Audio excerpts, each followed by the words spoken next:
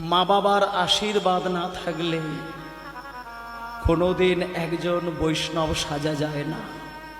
মা বাবার কৃপা না হলে কোনোদিন ভক্ত হওয়া যায় না। মা বাবার কৃপা না হলে ভগবান কোনোদিন তার ভক্তের সেবা গ্রহণ করেন না।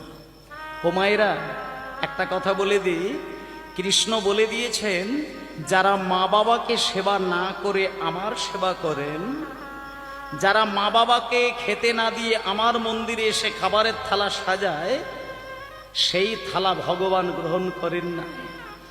যারা মাকে সেবা দেয়, বাবাকে সেবা দেয়, মাকে হৃদয়ে বসিয়ে রাখে, বাবাকে হৃদয়ে বসিয়ে রাখে, যারা মা বাবাকেই ভগবান বলে মনে করেন, তারা ভগবানকে ডাকতে লাগে না। শেষের দিন যখন আসে, ভগবান নিজে ছুটে এসে হামাগুড়ি দিতে দিতে গিয়ে ভক্তকে কোলে টেনে নিয়ে তার রাঙা যুগল চরণ হৃদয়